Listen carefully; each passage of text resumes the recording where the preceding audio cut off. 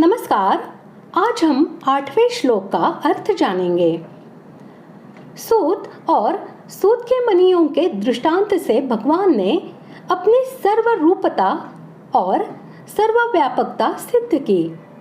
अब भगवान अगले 4 श्लोकों द्वारा इसी को भली भांति स्पष्ट करने के लिए उन प्रधान सभी वस्तुओं के नाम लेते हैं जिनसे इस विश्व की स्थिति है और सार रूप से उन सभी को अपने से ही ओतप्रोत बतलाते हैं। श्लोक 8वां। रसोऽहमप्सु कौन्तेय प्रभास्मि शशि सूर्ययोः प्रणवः सर्ववेदेषु शब्दः खे पौरुषन्दृषु।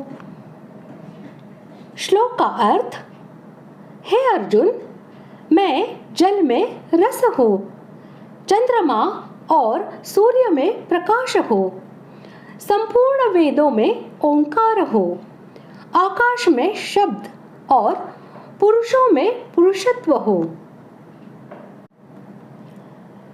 जो तत्व जिसका आधार है और जिसमें व्याप्त है वही उसका जीवन और स्वरूप है तथा उसी को उसका सार कहते हैं। इसी के अनुसार भगवान कहते हैं, हे कुंती नंदन, जलों में मैं रस हूँ। जल रस तन्मात्रा से पैदा होता है, रस तन्मात्रा में रहता है और रस तन्मात्रा में ही लीन होता है। जल में से अगर रस निकाल दिया जाए तो जल तत्व कुछ नहीं रहेगा, अतः रस ही जल रूप से है, वह रस मैं हूँ। चंद्रमा और सूर्य में प्रकाश करने की जो एक विलक्षण शक्ति प्रभा है वह मेरा स्वरूप है। प्रभा रूप तन्मात्रा से उत्पन्न होती है, रूप तन्मात्रा में रहती है और अंत में रूप तन्मात्रा में ही लीन हो जाती है।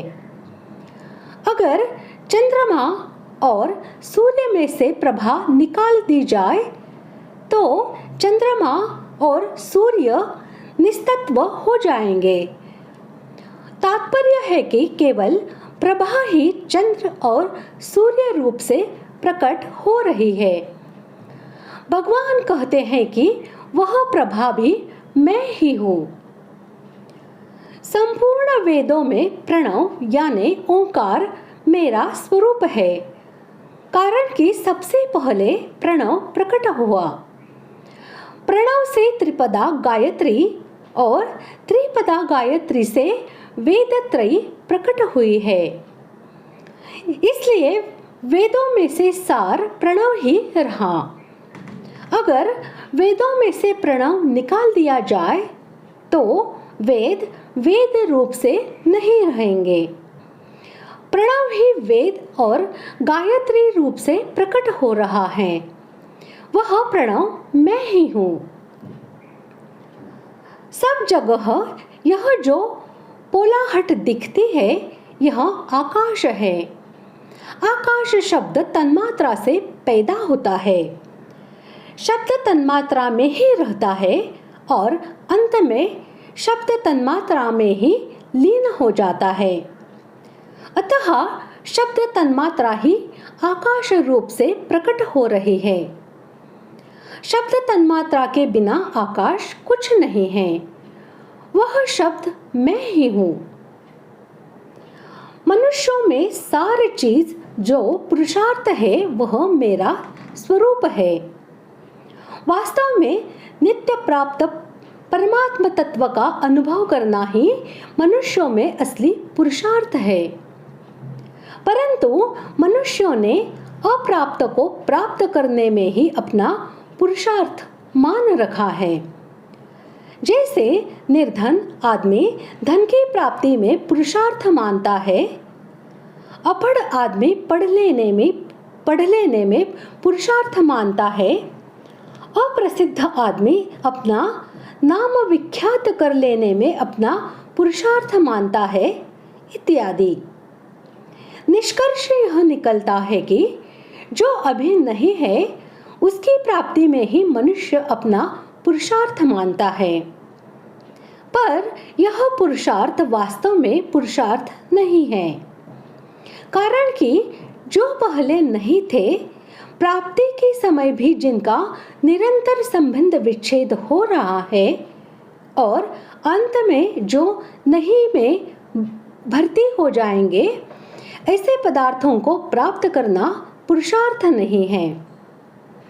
परमात्मा पहले भी मौजूद थे, अब भी मौजूद है और आगे भी सदा मौजूद रहेंगे, क्योंकि उनका कभी अभाव नहीं होता। इसलिए परमात्मा को उत्साहपूर्वक प्राप्त करने का जो प्रयत्न है वही वास्तव में पुरुषार्थ है।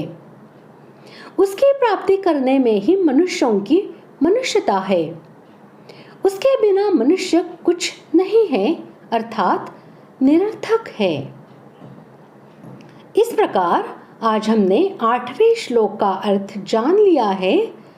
अगले भाग में जानते हैं 9वें श्लोक का अर्थ। धन्यवाद।